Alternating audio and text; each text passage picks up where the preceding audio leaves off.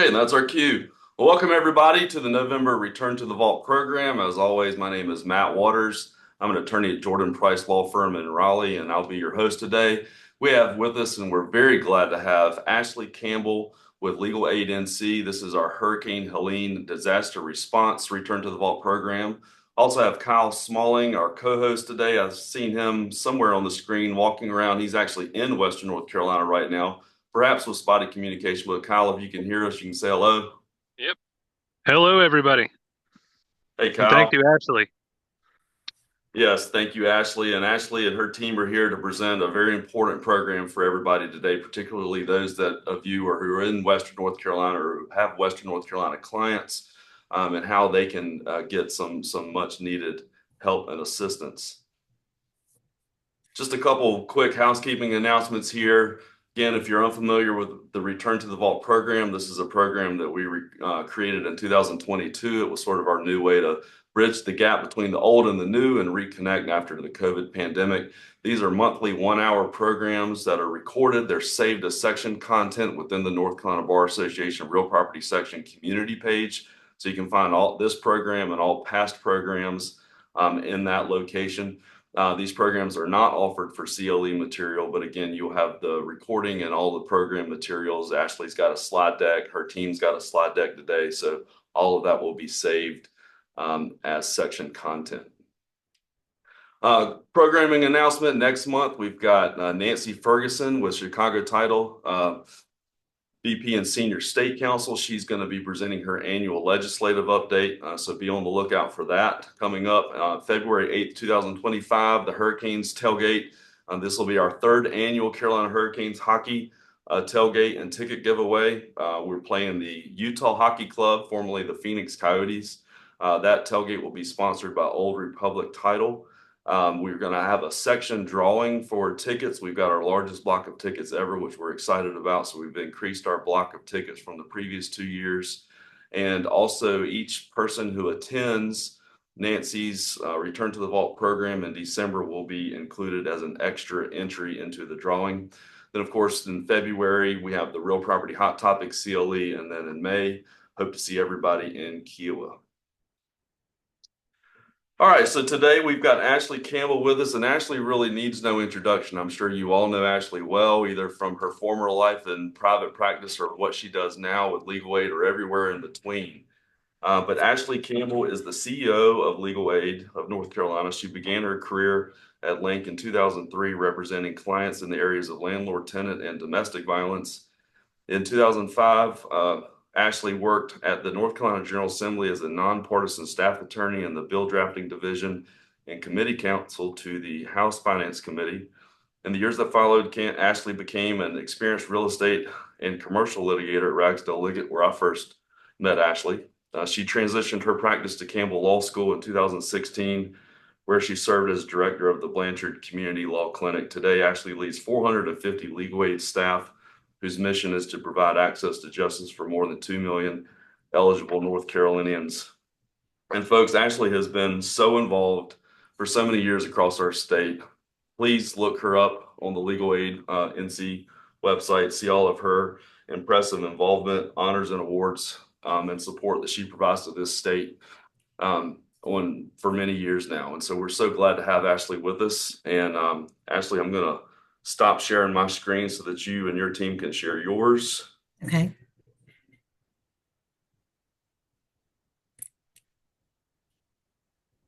So Matt, thank you so much. Yeah, and Ashley, I'm sorry. While you're getting, I just wanted to remind everybody while you're getting that up, please Yeah. use that chat box for questions. We are going to take live questions today, so please feel free to get your questions into that chat box. And sorry, Ashley. No, that's great. So thank you, Matt and Kyle, so much for inviting me to be here with all of you today, along with my colleagues, Leslie Albritton, who is our Chief of Staff at Legal Aid of North Carolina. She is located in Greenville, and Allison Constance, who is our Director of Pro Bono Programs. She works with me out of Raleigh. But all three of us do work statewide for Legal Aid and are deeply involved in the disaster response. I do want to say, just as a point of personal privilege, it is always so great to be back with my fellow real estate lawyer colleagues. Those of my friends at Legal Aid know that when we start doing things like talking about air property or title issues, I get extremely excited. And I feel so much joy being back with all of you. We do have content to present that we hope is helpful to you, but we want this to be more of a conversation. So if at any point you have a question, a comment, a feedback, whether you want to ask it of us or each other, please feel free to do that. Also, as you mentioned, if you put questions in the chat, I will monitor that and we will answer them. I did go ahead and put in my name, my email, and my telephone number if you'd like to call me or reach out to me after the meeting. I'll also put in a link to our Legal Aid of North Carolina website, Hurricane Helene resources. You are welcome to go to those, to use those in your own practice, to educate yourself with those, to share those with your clients or colleagues. And then finally, and she's going to kill me for doing this, so Leslie Albritton was on a national podcast yesterday. It's the Talk Justice podcast. She is fantastic, representing our state, talking about what legal aid and legal services do during hurricane response. And also sharing some of the client stories and some of the folks that we've been able to impact through that work. And so I want to lift her up and also just recommend that. I think it's really interesting. And there are legal services lawyers from other states who are on there sharing feedback from what their states are seeing as well. So with that, we're going to here's the order of things. We're going to go to Leslie first. She's going to help set the stage. What are the legal issues that arise during a disaster? How do we respond as a profession, and how do the legal services lawyers nationwide play a role? Then we're going to go to Allison, and she's going to explain the framework that we've set up in North Carolina to help folks resolve their legal issues that come out of the storm. She'll talk about how folks can sign up to volunteer if they'd like to do that, and how we do engage in pro bono. But again, that's just more information for you to either use in your practice or in your community or with your clients. So we'll go to Leslie now, and then I'll close us up and we'll have questions at the end. Good afternoon, everybody. I hope you can hear me okay. My sound can be a little glitchy on this computer, but just give it a minute and my words will catch up to my mouth probably. I don't like to hear myself talk. I love talking to people, but that I haven't listened to the podcast, which is why Ashley said that I will kill her, but I won't. I'm going to try to share my screen so that I can walk you all through some information about how disaster legal services works in general. And I wanted to let you all know that before I became the chief of staff, I was the project director for our disaster relief project at Legal Aid of North Carolina. So this is a topic that I am really passionate about and love to share with other people.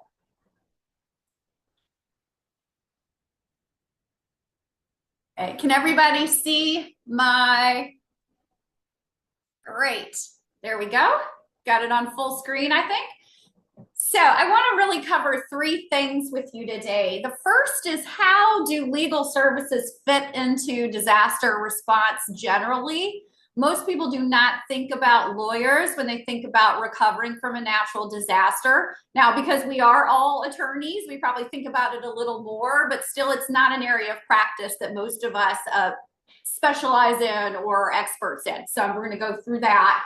Then I want to talk about disaster legal services broadly, which is the lingo we use to describe our partnership between the civil legal service providers, the North Carolina Bar Foundation, the American Bar Association, and actually the Federal Emergency Management Agency.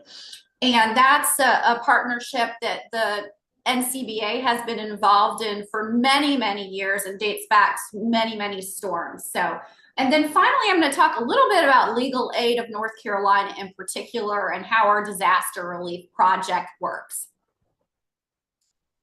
So let's talk about how disaster legal services starts out after a storm. So as I'm sure you all know, the governor of a state can request a disaster declaration when they anticipate that there is going to be a major natural disaster in their state. There are many different forms of disaster declaration, but in order to activate disaster legal services, what we're really looking for is a request for a major disaster declaration. Now, it's the president who grants that disaster declaration, but FEMA actually reviews and provides recommendations. In the case of Tropical Storm Helene specifically, North Carolina received a major disaster declaration for 38 counties, mostly, but not entirely in the western part of our state, and for the eastern band of Cherokees. This is the FEMA map that shows those counties that are covered for what we call individual assistance and public assistance. And those are different types of assistance that the Federal Emergency Management Agency provides. And when we think about where disaster legal services can be helpful, we're talking about counties and areas where there has been a declaration for individual assistance. That's what gets individual people and households access to FEMA benefits. So who responds first after a natural disaster? And I'm talking here about the first responders and the second responders, the people who are on the ground either before, immediately after a disaster, or as soon as it is safe as to be on the ground helping people. Those responders include the Red Cross, FEMA, of course, an organization that we call the NCVOAD, and those are voluntary organizations active in disasters. They include groups like Baptist Men on a Mission, Catholic Charities, Samaritan's Purse, names that you hear associated with disaster recovery and response anytime you're thinking about disaster recovery. And also Legal Aid of North Carolina. We are a member of the NCVOAD, and as a result, a member of the national VOAD structure. You also have your state and local emergency management organizations. Legal Aid of North Carolina is also a part of the state of North Carolina's disaster recovery framework, which is a framework that states are required by FEMA to have in any state that experiences natural disasters or major emergencies. We are specifically a part of the housing recovery support function because we do so much housing legal work related to housing issues after a natural disaster. And then finally, disaster legal services is at least a second responder when it comes to natural disasters. We are in there and on the ground just as soon as it is safe to start serving people, and specifically civil legal service providers like Lance, and also in the case of Tropical Storm Helene, our sister organization, Pisgah Legal Services, is also responding. So when I made this slide, or when I had asked our communications department to help me make this slide, I had to laugh when I saw it laid out because it says it's a quick look at disaster legal services, and you can see it's these little bitty boxes with lots of information. So it's not quick at all. So I'm going to let you all peruse this at your leisure after the presentation. But this is a slide that shows specifically how disaster legal services work.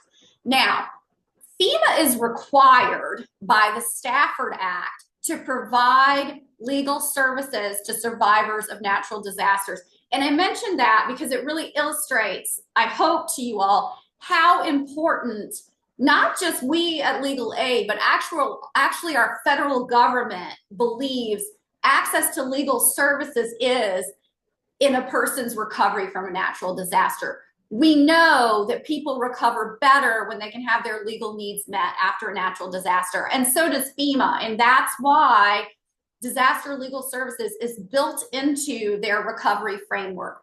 Now, there's a memorandum of understanding not between us or between anybody in North Carolina, but between the American Bar Association's YLD and disaster to provide disaster legal services through the FEMA framework. And so this is just a very detailed overview of how that works. But what I want you to take away from this is that the broader framework of DLS is a partnership between our North Carolina YLD, the Bar Association, organizations like Legal Aid of North Carolina and FEMA. And through that, we are obligated to do several things. We stand up a volunteer network, and Allison's going to talk to you more about how that volunteer piece works.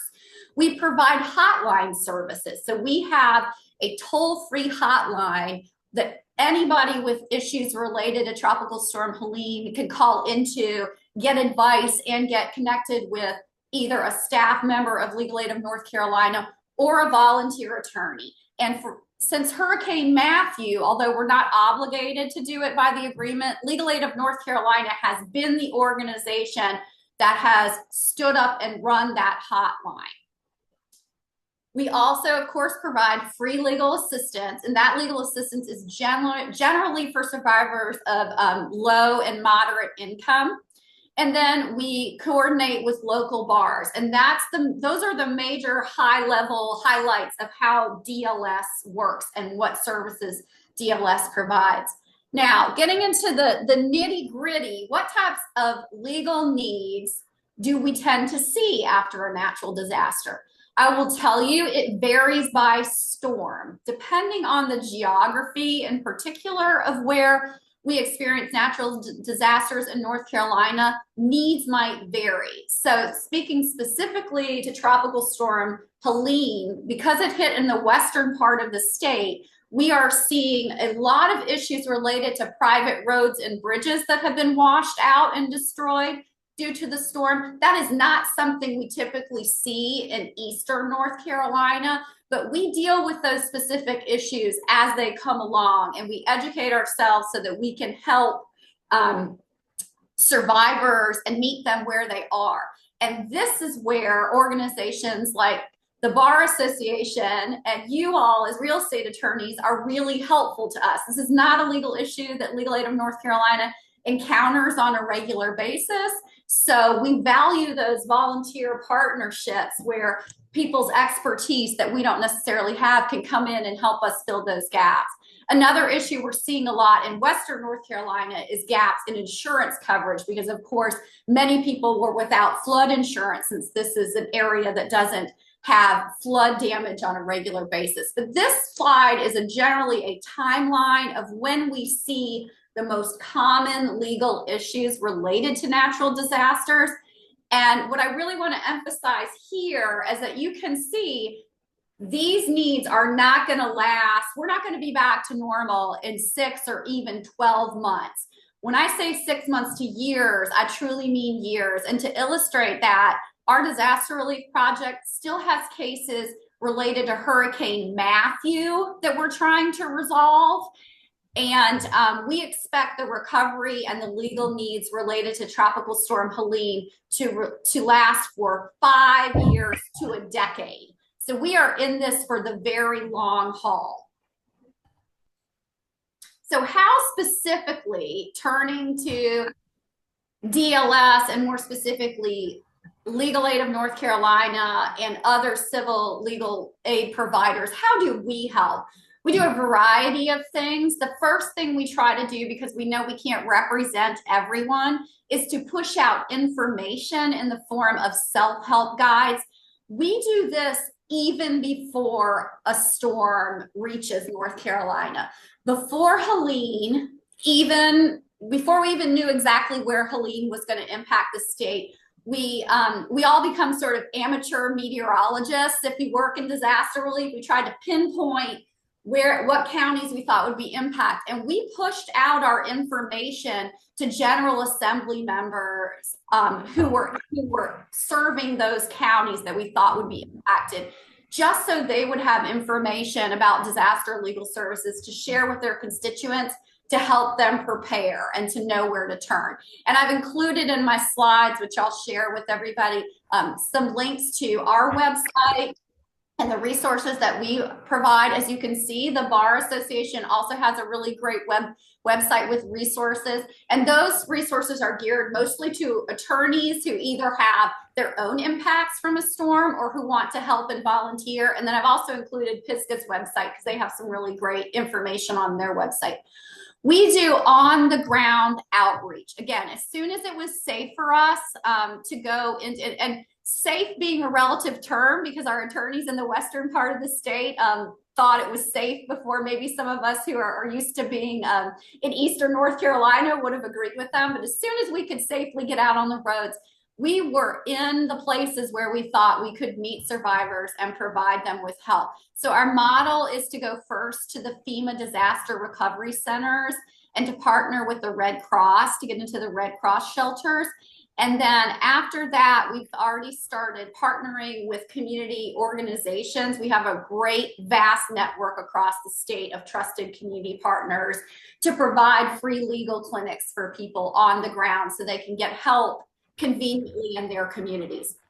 Then with regards to our hotline and direct client services, I've described here how that works. And the most important thing to know is the way we have created this partnership and this hotline between Legal Aid and the Bar Foundation is that someone can call one number and they don't know whether they're getting paired with a Legal Aid of North Carolina volunteer, a volunteer for PISCA, or a volunteer for the Bar Foundation. They are going to get served. As you probably know, Legal Aid of North Carolina has some restrictions based both on income and some other things about who we can serve, but we don't want people to get turned away, and we don't want to tell them they have to call another phone number, which is so frustrating with people who are trying to access recovery resources. So we've made it as seamless as possible.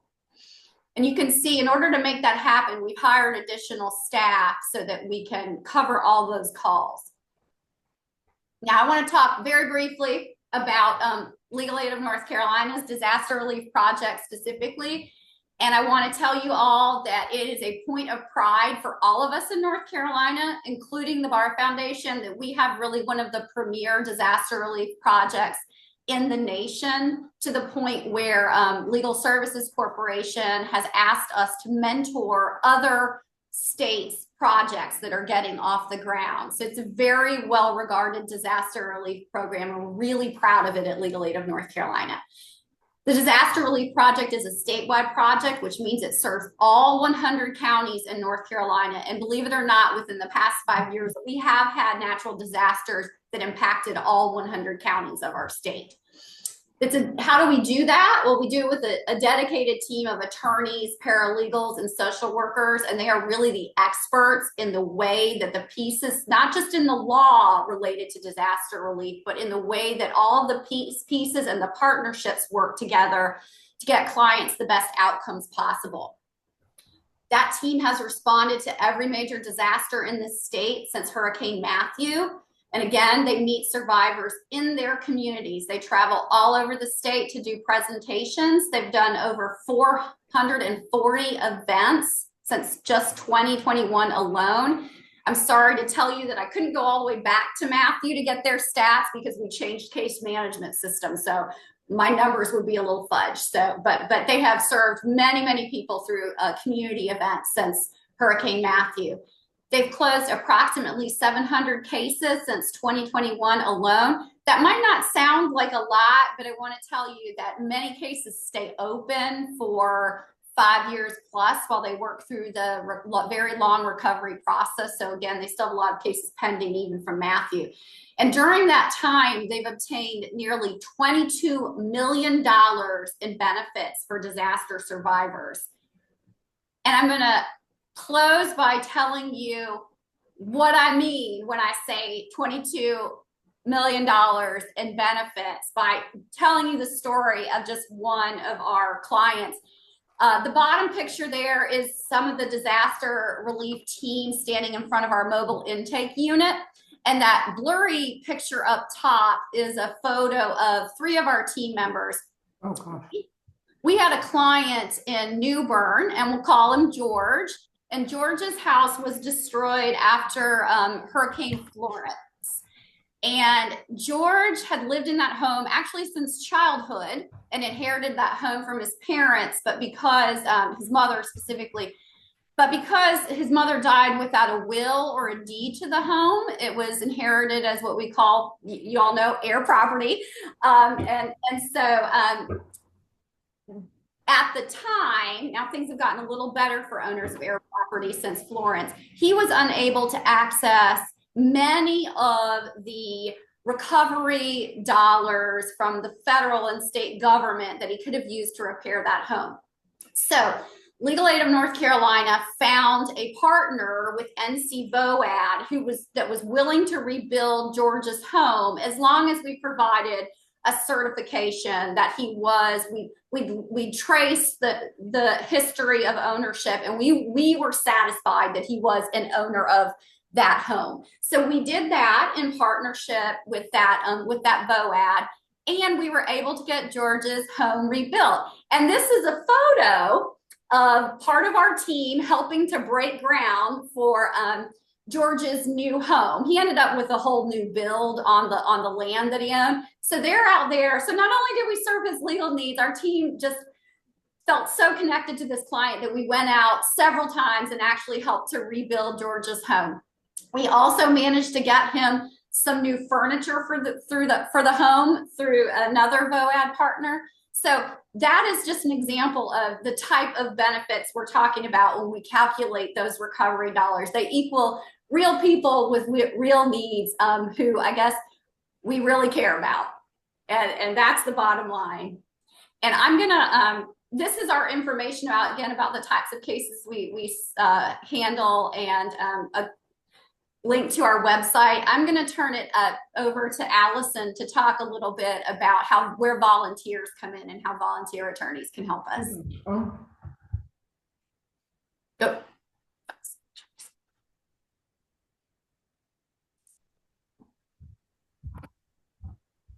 Thank you so much, Leslie. Please bear with me just a moment while I share my screen.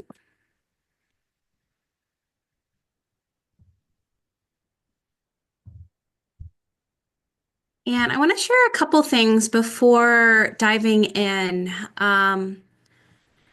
First, I will say that it's a pleasure to be here, and that looking at the folks who are on this call, I am fully aware that some of you have volunteered for the Air Property Project already. You're already doing some of this work.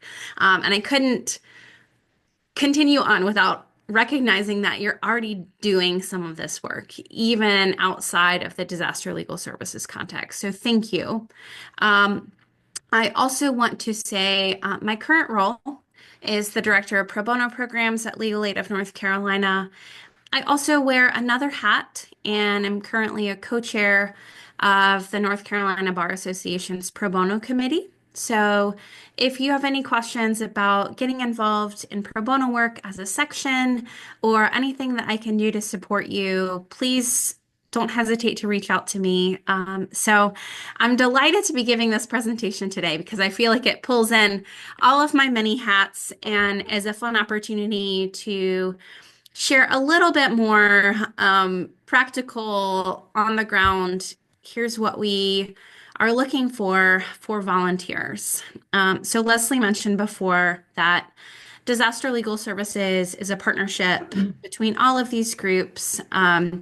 Pisgah Legal Services previously was not a partner with us, but has since joined us now that they are in really the heart of where the storm hit. So I'm going to talk briefly about what happens when a case comes in, because that informs the pro bono experience. Leslie has mentioned a couple times that we have a helpline. Legal Aid of North Carolina runs that helpline regularly. This is our normal helpline number, but to be extra clear, we have hired temps to manage disaster relief calls. So especially for folks on the call who are in Western North Carolina, please direct folks to our helpline. What happens when someone calls is they'll go through a menu and they'll be able to select that their issue is related to Tropical Storm Helene. That will take them to someone answering the call. I think as of yesterday, our wait time was like 24 seconds or something like that. So folks can get through quickly and talk with someone here in North Carolina. I know sometimes people are hesitant to call numbers and think they're going to be sent to like a call center somewhere far away, but those calls are being answered by folks here in North Carolina who work with us at Legal Aid. So the calls that come in are calls for the entire disaster legal services program. That means that when someone calls in, their case may end up being sent to the North Carolina Bar Association and Foundation. So, for me, it's helpful to put things in buckets and create categories. So I'm hoping that's helpful for others as well. When someone calls our helpline, there are 3 different options for what happens with the case. The first option is we might keep the case at Legal Aid of North Carolina. If it's something extra complicated or something so simple and that a person just needs some quick information, maybe we'll keep the case, we'll give some information. The other option is if someone is financially eligible for our services. So at Legal Aid of North Carolina, for a disaster case, we are funded by the Legal Services Corporation, and we still have to have financial eligibility limits. So that is 200% of the federal poverty guidelines, and that determination happens during an intake. And if someone falls under those guidelines, then the Legal Aid pro bono team will refer the case out to a volunteer. We have a shared volunteer list. So if you signed up for disaster legal services, you could get a case from my team, you could get a case from the Bar Association. It's all really the same types of cases. We are referring right now a lot of advice and brief service cases. Folks who have questions, not necessarily needing help with a long dispute or issue. If someone's not financially eligible but still can't afford a lawyer, this is a lot of people. 200% of the federal poverty guidelines we fully appreciate is quite low, especially in a situation where your income may be strapped because of disaster relief. There's so many people in need who don't meet those guidelines. And that we are so grateful that that's what the Bar Association is stepping in to own those files. So, there are cutoffs to who is eligible for help from the Bar Association too. We are not working with folks on their, second and third homes. We are working with folks who need help and will never be able to afford a lawyer. So those cases are sent to the Bar Association. Specifically, the Young Lawyers Division manages this effort, and the paralegal section is working on some of the case referrals. So right now, we're looking at a lot of brief service cases. Right now, we're seeing landlord-tenant, especially early on, a lot of folks writing in saying, my apartment's completely flooded. Do I still have to pay my rent? Or my landlord says that I have to move out. Some of those questions and issues are declining, but still present.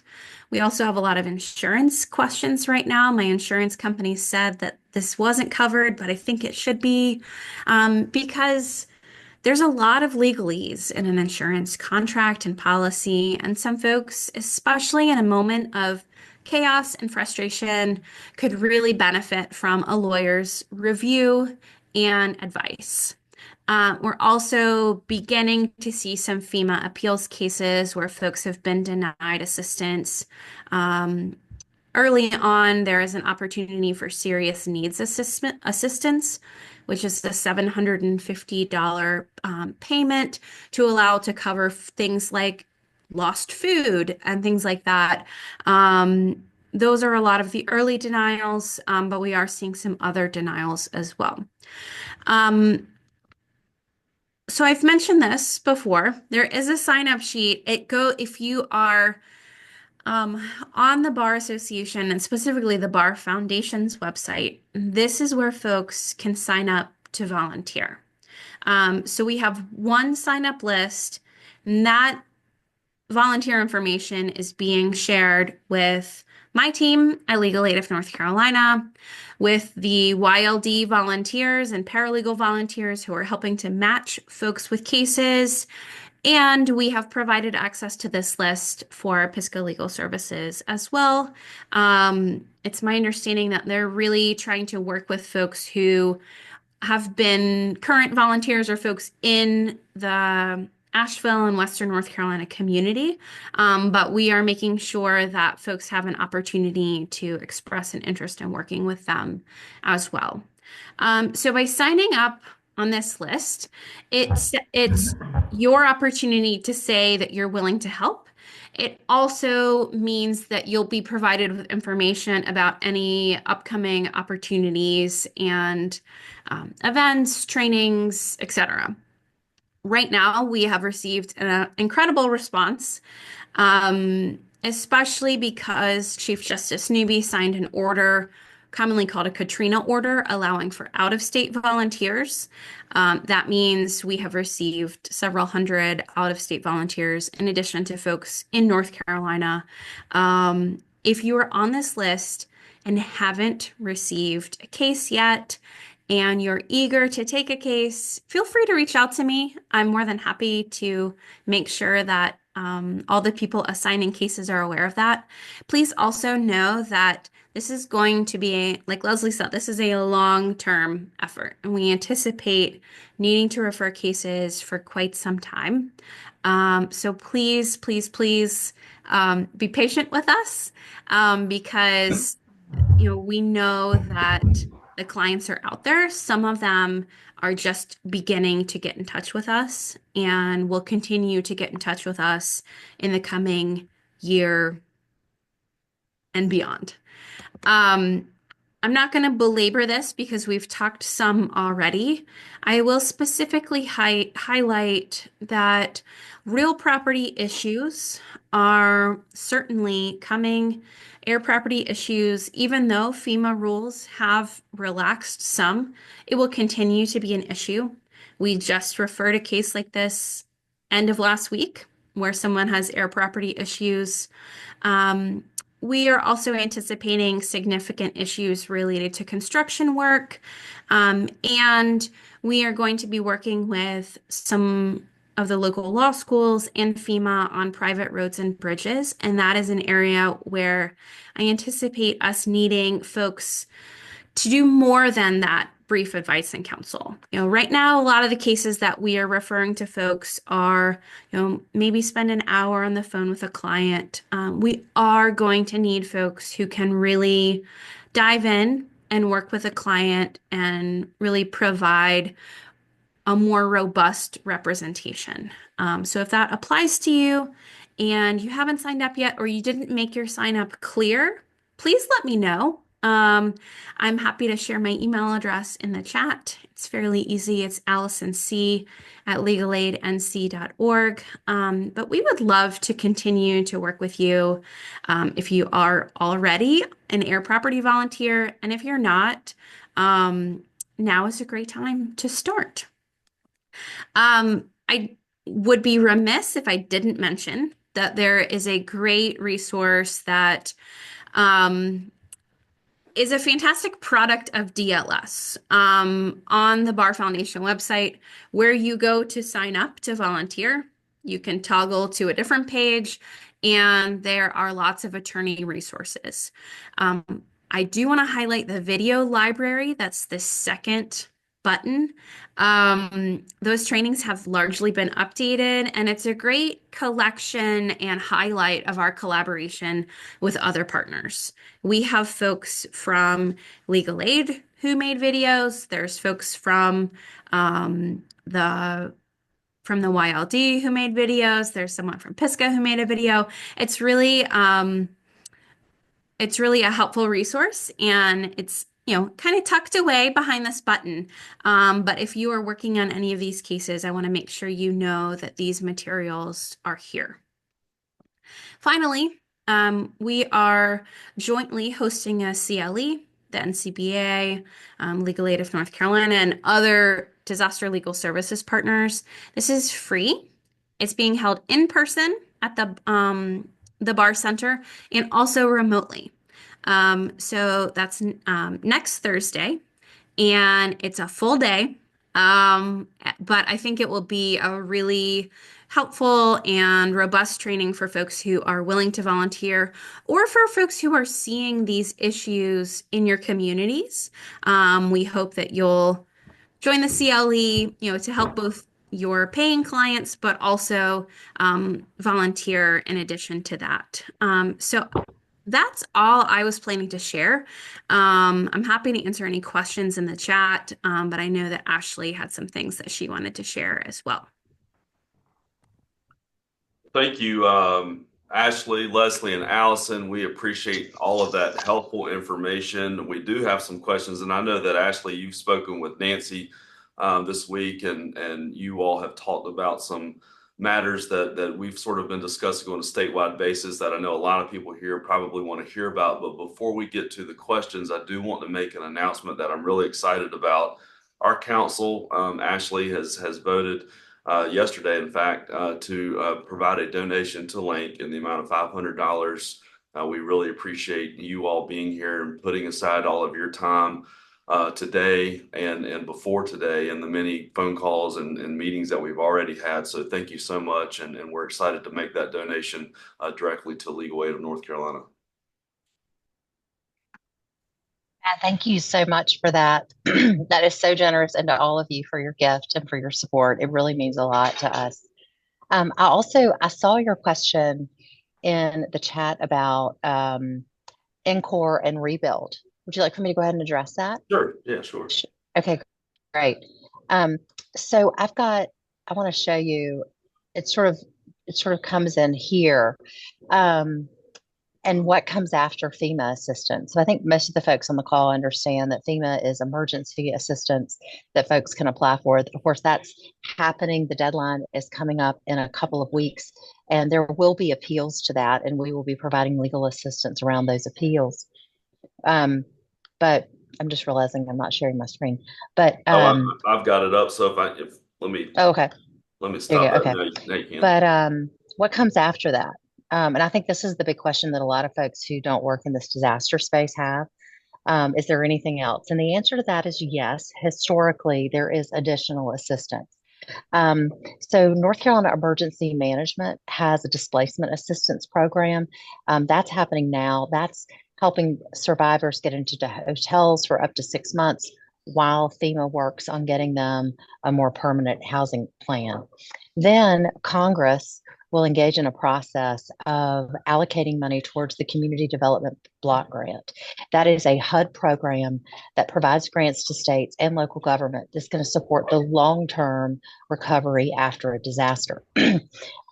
We are hoping that there will be a congressional appropriation next month. We'll see what happens, and that will be funded, and that money will flow to North Carolina. If that happens, that money will be distributed, begin being distributed by the middle of next year to help folks go through that rebuild and NCORE process to build permanent housing. And I'd like to shift to Leslie there.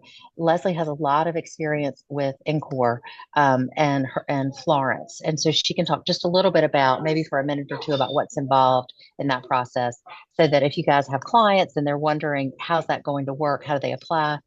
She can provide more information on that.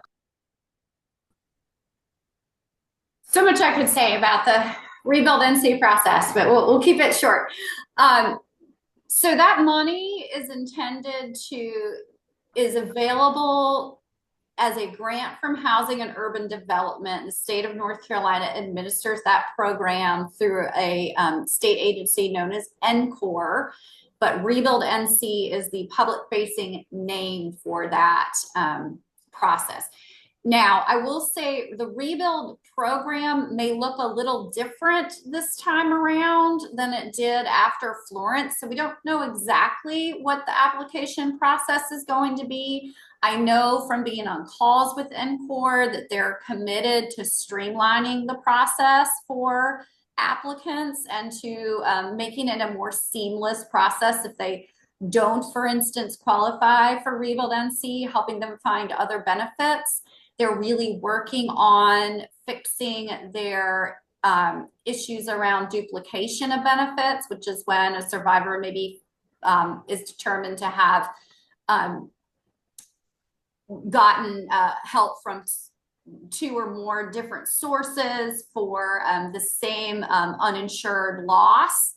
And so Rebuild is obligated, according to HUD guidelines, to recover that money somehow and ensure that there's not a duplication. They've also straightened up some of their policies around providing coverage and funds to people who own air properties. So we're excited about that. But the real sticking point is that it can be an 8-step process from application to construction.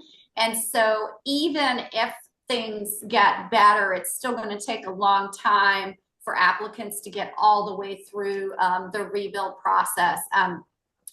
What I would tell folks, if you have people who have uninsured losses and they're wondering what their next steps are, is just to be on the lookout for press releases about when they can apply for Rebuild NC. Now, Legal Aid of North Carolina, unless something changes drastically, we will help with rebuild applications, because what we have found is that when, even though it's not strictly a legal issue, the application, if we help people on the front end, they tend to have far fewer problems getting through that application process and getting denied. So once we have that announcement and people are looking to apply, we'll certainly take referrals to help people with that, especially if they have difficulties with gathering documents that they need to show to show ownership and other indicias of qualifying for the program. And Leslie, I got kicked out of my computer, but now I'm back on my phone. Oh, oops. Sorry, did I just mess you up, Ashley? I think I'm here. Am I still here? Okay. Yeah, you are. Sorry about that. Did you mention that, so this is only for your primary residence, is that correct? Correct. So if people lost a vacation home, or they're a landlord and they have an extra, they have extra units, they're not going to be able to apply to this program unless something is different from what it's been in the past. And of course, this can have, downstream effects of really reducing housing stock and housing supply in disaster impacted communities. Leslie, for folks who, so obviously we can help folks who are low income apply for those benefits. How difficult is it to lead a client through the process, for the lawyers on the line who might be stepping in to help folks who do have, resources? It Is it is something that we need to do a training on? I think it would be helpful to do training before, once we know what the programmatic guidance is going to be for this particular round of CDBG DR funding. It's not complicated, sort of like applying for FEMA benefits. The application itself is not extremely complicated, but sometimes the just knowing what NCORE is actually looking for when it asks for certain things is helpful. And we are in constant communication with their attorneys. We have weekly calls with them. The other thing we will do, because we are allowed to respond to requests for public comments, is when they put out their proposed program guidance, they'll have to have at least 30 days of public comment. Lance typically responds to that and raises concerns about what might, hold up people in the application process or not be beneficial for clients. But I do think it's definitely better to have a lawyer than to go to law alone. And it's something that attorneys can certainly be helpful with, particularly when it comes to property issues, which crop up a lot. And so I would say to just offer the section, once those funds become available and we have more information about it, if you want us to come back and do any type of training on that, we'll be glad to do it. Are there other questions in the chat? So I think my questions went away, Matt, when I fell off. Yeah, there are not any questions pending in the chat, but I believe Nancy has talked to you before this meeting and may have sort of pre-populated some questions with you, which would be great to hear from. And thank you for both of you covering the Rebuild NC. And I would just say from my own experience, emphasizing that it seems to be that the folks who get kind of hung up in that system are real estate related issues, and that the real estate related issues should be addressed on the front end rather than in step 8 or 9 or, down the stream would really help with that, I think. And Yes, and I know you all are doing a great job with that. we do anticipate potentially some title litigation around that. And then also, you heard some folks talk about private roads. Well, if any of us who have ever dealt with the private road agreements between neighbors, and if you've ever, of course, been to the mountains and you've driven up those long winding roads with 10 houses on them, right? And they don't have a road maintenance agreement. There are going to be, some legal issues and complications around allowing for those to be rebuilt by these private entities and then, maintenance from neighbors. So I think those will be some interesting legal real estate issues that'll come up. On some other calls that we've been on, particularly with folks in Asheville, and some of you may have been on those calls as well, lots of concern about moving boundary lines, about rising rivers and streams erasing boundaries, and sort of how that's going to impact property owners. So I see, Lindsay, you're welcome. We're glad to be here. So if there are any other questions, we'll be happy to answer them. Otherwise, we're done with our presentation. Okay, well, thank you so much again, Ashley and Leslie and Allison, for your time today. Let's see, we've got Janice Ashley from Asheville. Let's see. Do you ever Oh, work? yes, I can see it. Yes. Mhm. Okay, good. Yeah, so Janice is asking us about rental assistance, and we love rental assistance. So the question she has, for those of you who can't see the chat, is do we ever worked with communities to create programs to address needs? The answer to that is definitely yes. The city of Asheville's approved $1 million in rental assistance, and they're working with nonprofit partners, but the time frame for people getting evicted is 1 month. And how do you get rental assistance into their hands? Well, during COVID, Legal Aid distributed $11 million of rental assistance, which I can just tell you, almost brought legal aid down. We were literally printing checks, in the finance department for $11 million worth of rental assistance. What we learned, though, is that rental assistance is a critical component to keeping people housed. And I think I'm so glad to see the city of Asheville is prioritizing that. I think folks are really starting to get it. It helps both the tenant and the landlord, of course. So the rental assistance is going to the landlord. This might be a situation where somebody's lost a job. They just couldn't pay their rent for 4 months. Now they're employed again, but they're 4 months behind. We just need to get them caught up so they can stay in the home. So Legal Aid works with a lot of different programs that have rental assistance associated with them. We are currently in partnership with one in Greensboro around our housing program. The one thing I'll say is this: the North Carolina State Bar has since taken the position that rental assistance may be a gift. Now, a revised ethics opinion, an unallowable gift under the ethics rules. The ethics committee, of which I am a member, sent an opinion to the Chief Justice to allow for rental assistance and to say it's not a gift. He has not signed that, and we have heard nothing back. So for now, Legal Aid is no longer accepting rental assistance. However, we have a lot of experience with it and do work with other entities to help folks know how to process that very quickly to keep people housed. So would be glad to discuss that with you if you would like to follow up with me or if we can help in any way. Thank you for that, Ashley. And Ashley, did you see James's question that followed? So I don't know about HOAs. That's going to have to be a Leslie answer. Do HOAs, is there any assistance they can get from FEMA if like a common area building or anything like that is impacted?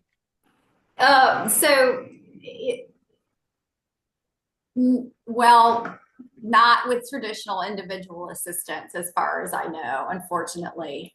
We've had that come up this time around. We had that question come up, and I don't think the team was successful in getting around that. So for communal property, no. And, just because you're in an HOA doesn't necessarily mean that you're individually excluded from FEMA assistance. Yes. Another thing I'll just mention to you all is we do have a lot of really good relationships with FEMA. And we are having a weekly call with them where we are elevating issues to them that we're seeing in the field. So for example, if their denial letters are unclear or really confusing the public, we're elevating that to them so they can potentially modify it. If you're seeing anything that consistently that your clients are bringing to you that need to be communicated to FEMA, feel free to share that with us, and we can escalate those issues to FEMA. You know, something may happen, it may not, but we can share it. So, a question about zoning ordinances here and private restrictions when FEMA campers and mobile homes have been brought in. So, I know the campers are complicated, Leslie. I know in rebuild, there was no funding previously for campers. Isn't that right? Is in the rebuild process during Florence, could you get funding for a camper, loss of a camper? No, Yes. so you're asking what happens with zoning ordinances and private restrictions. So are you Separate talking? question. I think what's being asked here is what happens to zoning ordinances and private restrictions when FEMA chooses to. So FEMA has a number of different ways they can provide temporary housing, and I think what this question is asking, one of the ways they can do that is put those campers or mobile homes on private property as temporary housing. And the question is, how long would the variances apply? So what happens to the zoning ordinances and private restrictions? I cannot tell you 100% the answer to that question because we have not had that come up. We haven't had a client who has had an issue around that. And sort of from our perspective, we're just grateful when folks get into FEMA temporary housing. But I will tell you, yes, okay. So thanks, Ron. Thank you for saving me. That's what I did happen to hear on a call with FEMA that they're actually work with local governments and local municipalities to get variances and to do things the right way. And I think the amount of time it lasts probably depends on how long that need for temporary housing is there. Oh yeah, they said that the time that allowed by each is different. Yes, concur with that response. Thanks, Ron. Anything else you feel like you want to share on that?